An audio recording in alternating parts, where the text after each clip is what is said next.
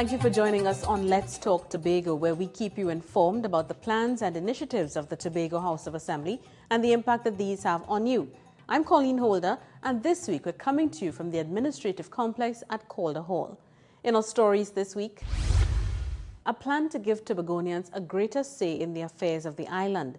A major boost for tourism. The THA has identified a potentially new market.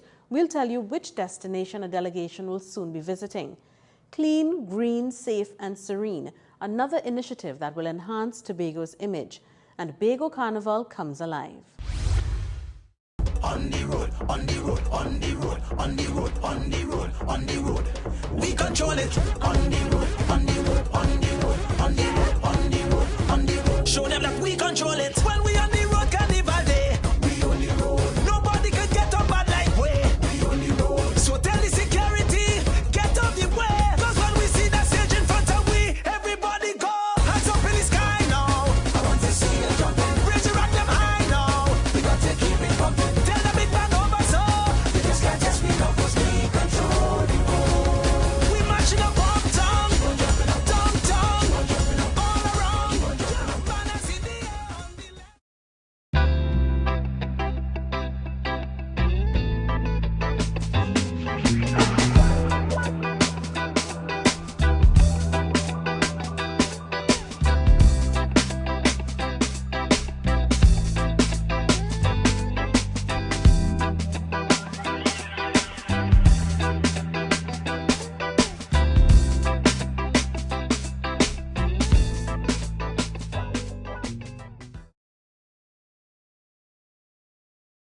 Andrea Ogis Walters, AJ's Family Cottage Nursery and the Learning Center.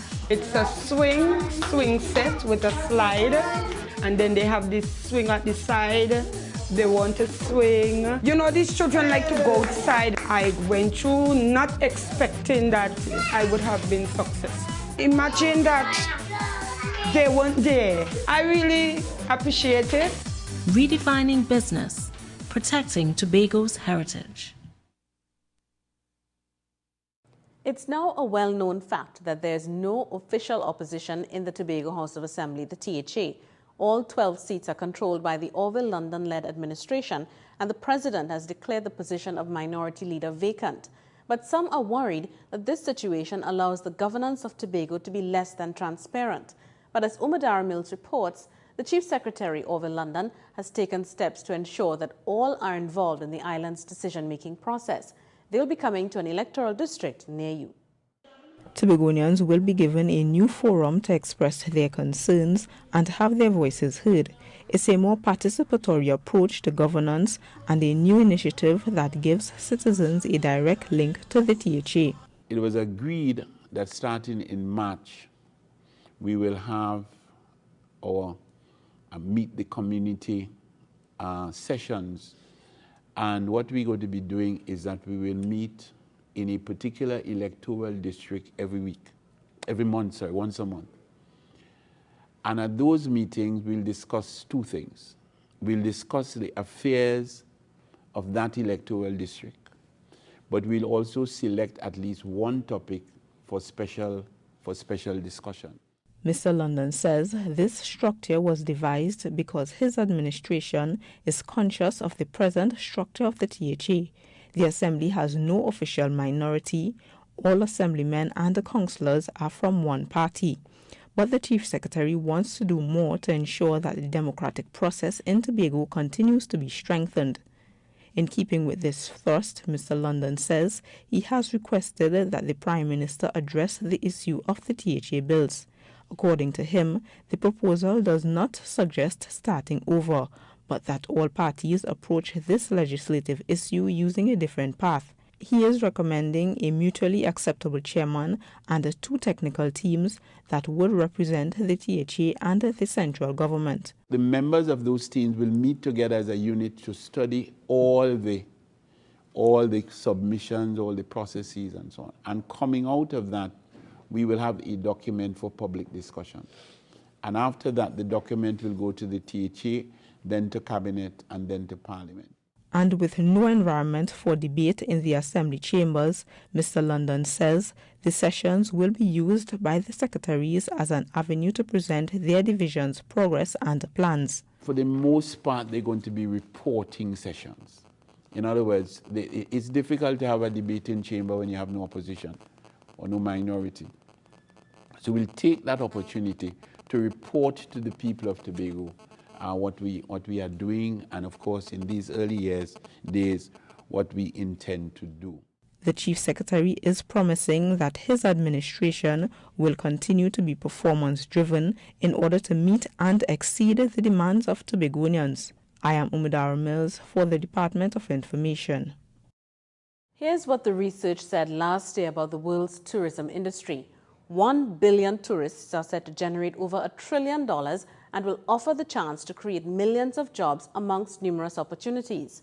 This forecast is nothing short of good news for destination Tobago, and there are indications that plans are in place to ensure this island becomes one of the first options for tourists. It's a new strategy designed to boost the island's tourist arrivals. Tourism is the main driver of Tobago's economy, but traditionally, most of the island's traffic comes from European destinations. But that's about to change. There's a new push to boost arrivals, and all eyes are on Canada.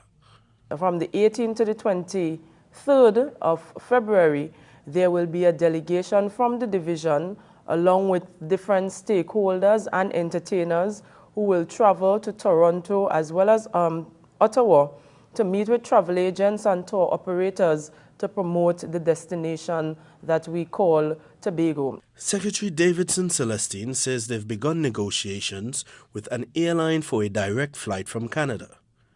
She's also expecting that Tobago will reap the rewards of the February trip in the near future.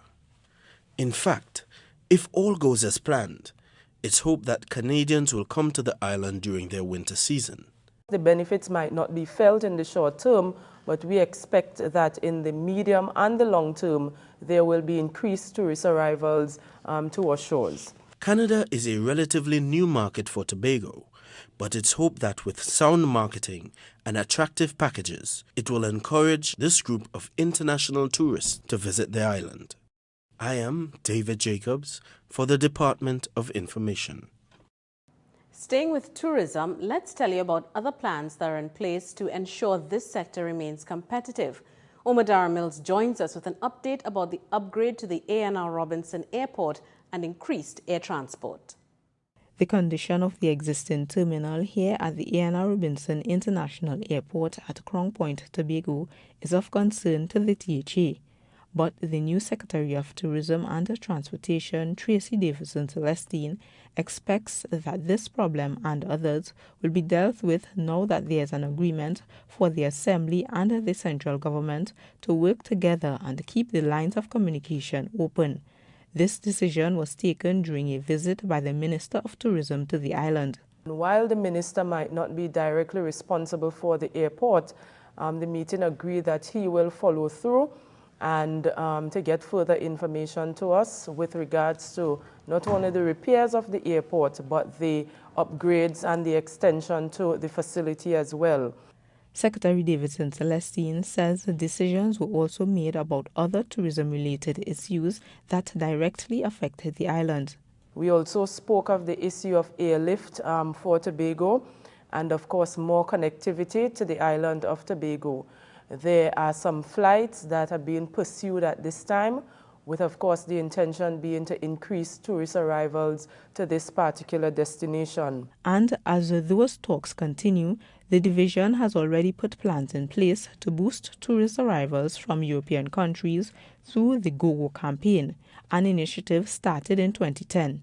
That is a program that has been designed to facilitate late winter bookings, and consumers in those markets are offered up to £100 off package holidays to Tobago, with, of course, the condition of a minimum of 7 night stays in Tobago. Mrs. Davidson Celestine says the campaign has led to a 60% increase in bookings from Scandinavia, while over 3,000 passengers from the UK are booked to visit here.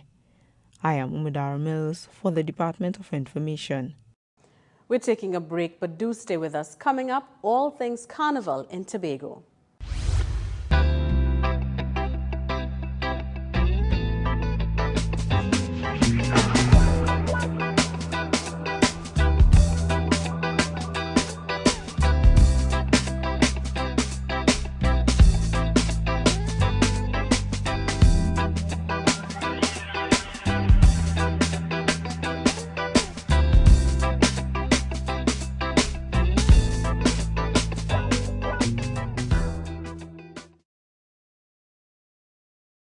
My name is Roger Sampson.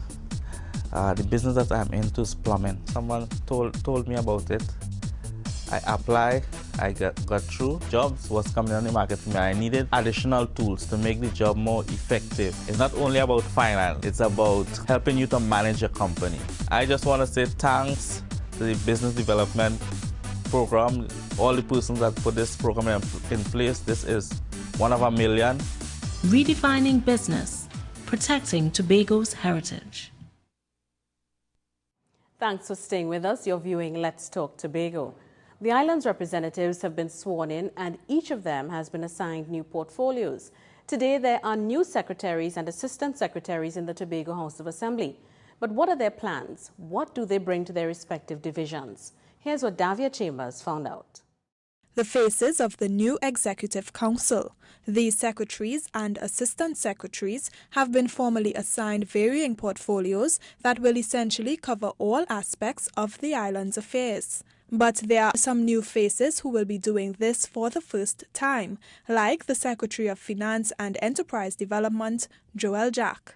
He's taken over from Dr. Ansem London, but he says he will focus on continuing initiatives that have been started at the division. For example, the Productivity Council and other initiatives try to improve the efficiency within the Assembly to meet and treat with payment issues, payment to creditors and suppliers, so that we can have a system in place whereby suppliers are paid within 10 days.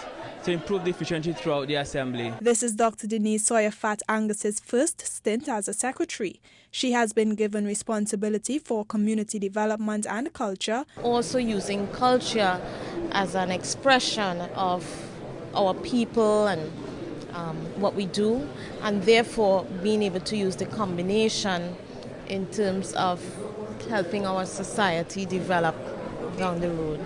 Her assistant, Ansel Dennis, says he wants to ensure that more programs are in place to improve community development.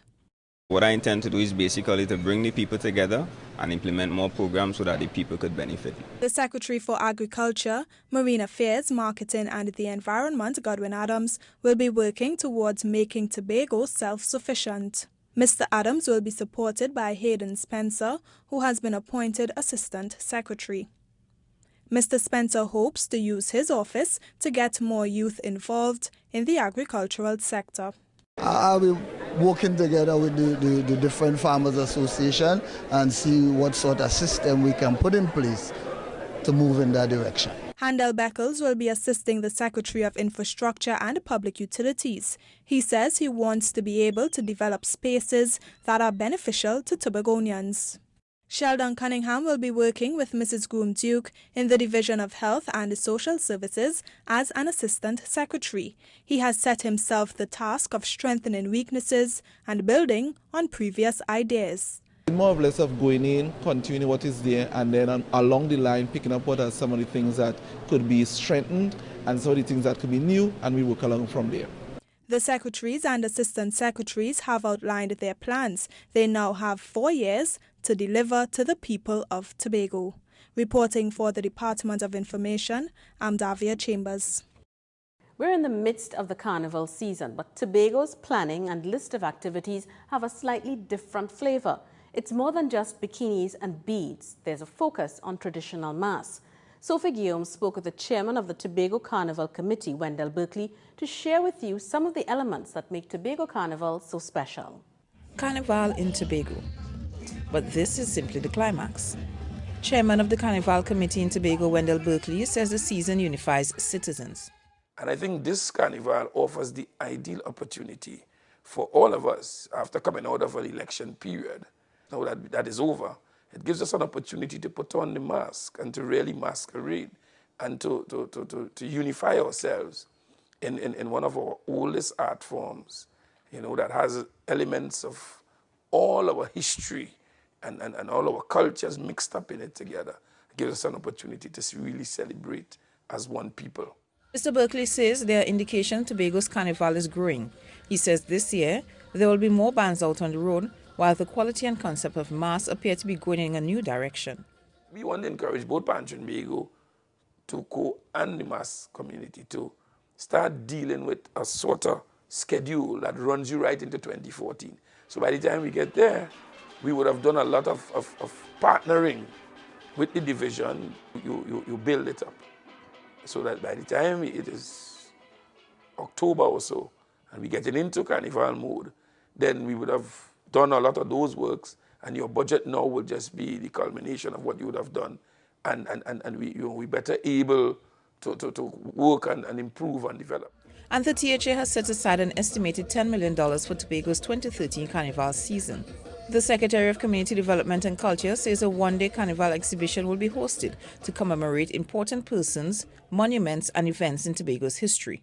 We expect to have participation from the theatre art students throughout the secondary schools, where they will also be putting on displays and giving detailed information on the history of Carnival.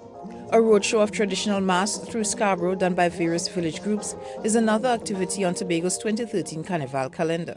The activities on the February 6th and 7th would include the traditional characters who would be going through the town, with also special performances in front of the Department of Culture, where various groups, community groups that were trained in actually traditional mass, where they would have a chance to showcase what they have learned. At present, the Sister Isle Carnival is still the main attraction for most people, but the Carnival Committee is hopeful that Tobago's would one day rival it. Sophie Guillaume, Department of Information. It's no secret that the top places in the Panorama Finals generally go to some of Trinidad's heavyweights in the Pan world. But bands in Tobago have been working to change that lineup, and this year is no different. The island will have a stronger presence in the large and medium band categories. Omadar Mills tells us how proper management and a family-oriented atmosphere have helped to distinguish one Tobago band on the big stage. Redemption Song The Setters of Montgomery is the only large Tobago band to qualify for the National Panorama Finals. In the Pan world, this is a major accomplishment. It's what is considered the Olympics of steel band, and you enter the Olympic final. It's a great feeling. But it's not the first time the band got this far in the competition. Mr. Gordon says Redemption Song The Setters is consistently rewarded for its hard work, partly because he uses a business model and insists on good communication. Even the selection of their tune, More Than an Oil Drum, was a process of discussions and collective agreement. We selected that piece. As a matter of fact, there was a consensus. We listened to about 10 songs one night, several of us. And the consensus was oil drum, right? And we went with it, and I think we did a good interpretation, and we were able to present it the way the composer would have wanted to hear it. But the band you see today didn't exist 24 years ago. It has grown from 25 members to over 100 players, with Mr. Gordon in the lead role for 15 years. He says their vacation pan camp for the youths is one avenue which allowed Redemption Song The Setters to grow. We have done this over the years. We thought, a nursery like this helps to grow our membership. And we have kids as young as 7, into retirees. Guitar pan player Ornella Baird says she joined because the band's goals are in line with hers. I choose this band because it comes like family to me, and I could say I feel more home here, and they treat us with respect. Productive sessions are another element which gave Redemption Song The Setters a place in the finals. Practice has been a bit long because we began since last year, I think last November. and had to be doing pieces over and over again because as we got new members, you had to keep re-drilling for them to learn the song. But that is part of the Panorama whole saga, so you get accustomed to it.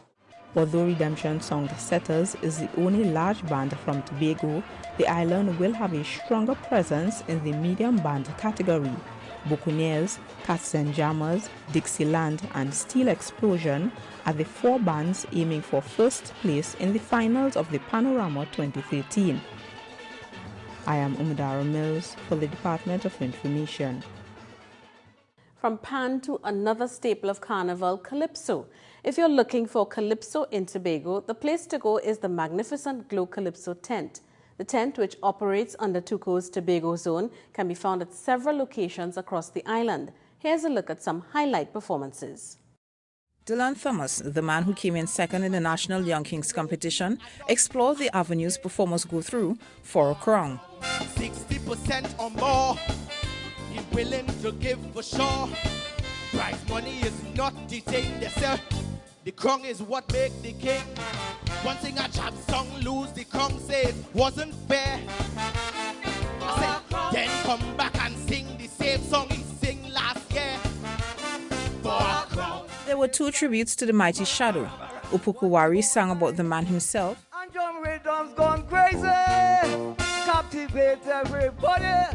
Then you feel to dance, you get in the mood with the Shadow prance. While Hamlet Miller, aka Super Black, did a good job emulating him. Music competition, but walk with your bass man. Oh yeah. Here's a look at some other performances. Forget this racialism and schism, and then we hung up and dance to one rhythm. Tobago is yours, Tobago is mine. Hey, we living in a cosmopolitan nation with sweet twin islands in the sun. Stop segregate, let we unite and elevate we nation. Reroute issue is entertainment. Nowhere else, nowhere else. Free canal, join the enjoyment. Nowhere else, nowhere else. Lutheran, even the Foster, all making fun dress for stress relief.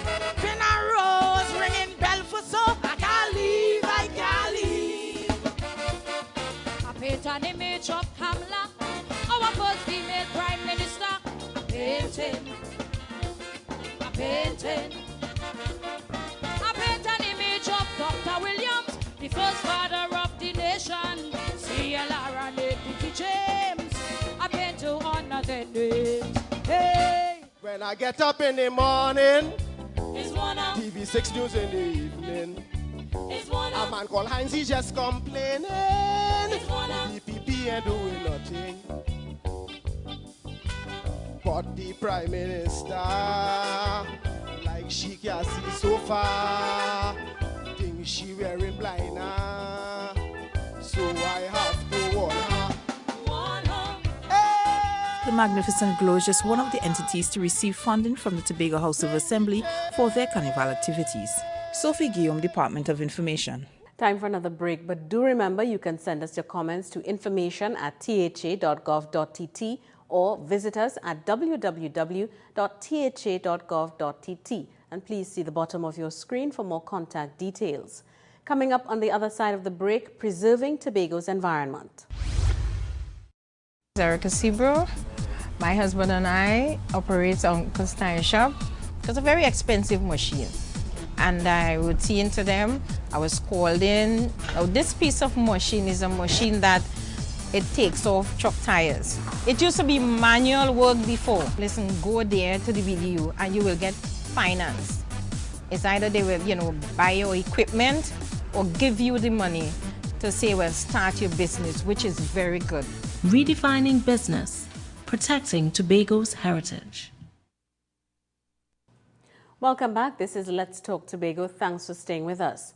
LED lights, a noise meter and recycle bins. How will any of these items make a difference to Tobago's brand that's clean, green, safe and serene? Well, as Davia Chambers tells us, they've been given to a number of locally based organizations with the aim of helping them achieve international environmental certification. and environmental cash. It's hoped these items will help as Tobago continues its efforts to stay clean, green and serene. Ian McKay of Adventure Eco Villas is ready to conserve energy with his new LED bulbs. It will certainly help us in achieving our objectives about reducing our energy costs by 15% by December 2013. This is new technology. Today is the first day I have seen these special type of bulbs, and hopefully in years to come it will become a standard thing in most households in Tobago.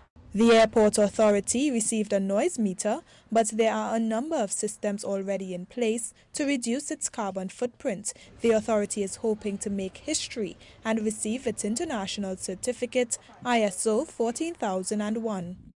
We are also committed not only to achieving environmental certification in a few months, but also in creating a type of organizational process that will see us at the airport making a remarkable contribution to reducing greenhouse gas emissions and encouraging environmental sustainability. Acting manager of Argyle Waterfall and Eco Lodge, Lanville Toppin, says they will make full use of their recycle bins. So a lot of garbage has been thrown all about the place on the way to the Argyle Waterfall, so these bins are very important to us.